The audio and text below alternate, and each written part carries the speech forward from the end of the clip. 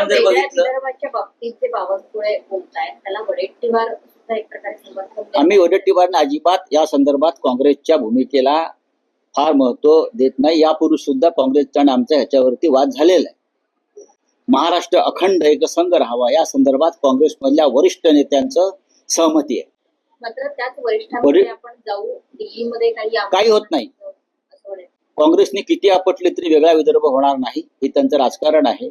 आणि भारतीय जनता पक्षाने किती प्रयत्न केला तरी मराठी माणूस महाराष्ट्राचे तुकडे पडू देणार नाही.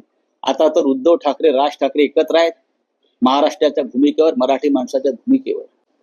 त्याच्यामुळे कोणी हे स्वप्न पाहत असेल तर तो स्वप्नभंग होईल. महापालिकेच्या निवडणुकीमध्ये महायुती एकत्र लढणार आहेत. महायुती म्हणजे कोण? भाजप आणि शिवसेना. ही महायुती आहे का? मला आता कळलं. एक डुप्लिकेट पक्ष, बोगस, जो अमित शहाचा आहे, तेच भाजप बरोबर युती करतायत. म्हणजे सिस्टर कन्सर्न आणि बिग कन्सर्न. मिंध्यांचा पक्ष हा अमित शहाचा पक्ष आहे, म्हणून अमित शहाच्या पायाशी जाऊन एकनाथ शिंदे यांनी युती करायला भाग पाडला. पण महाराष्ट्रात देवेंद्र फडणवीस, रवींद्र चव्हाण यांच्यासह संपूर्ण महाराष्ट्राचं आणि मुंबईचं भाजपा युनिट या तुमच्या सोकॉल महायुतीच्या विरोधामध्ये.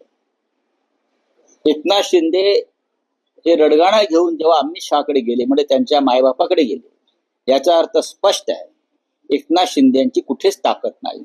त्यांना भारतीय जनता पक्षाच्या मतावर आपल्या जागा निवडून आणायच्या आहेत, ज्या विधानसभेलाही. शिंदेची जर ताकद असती तर एवढे अपमान होऊन प्रदेशाध्यक्षाकडून ते रडत गेले नसते अमित शहाकडे. आणि अमित शहाचं राजकारण याच्यामध्ये असं आहे, त्यांना देवेंद्र फडणवीसांना चेकमेट करायचं, म्हणून ते एकनाथ शिंदेला ताकद द्यायचा प्रयत्न करतात. त्यांना फडणवीसांची ताकद वाढू द्यायची नाहीये, त्यांना फडणवीसांना दिल्लीच्या दिशेने येऊ द्यायचं नाहीये. याच्यामुळे महाराष्ट्रात त्यांना शिंदेच्या गुंत्यामध्ये अडकून ठेवायचंय. एकनाथ शिंदेची कुठेही ताकद नाही. मी वारंवार सांगतोय, भारतीय जनता त्यांना आलेली ही सूज आहे आणि पैसे, यंत्रणा. बाकी एकनाथ शिंदे आणि त्यांच्या पक्षाला कुठेही स्थान नाही. CEN न्यूज, देश प्रदेश की ताजा तरीन खबरों के लिए CEN न्यूज को सब्सक्राइब करें और रहें पल पल की खबर से हर पल बाखबर।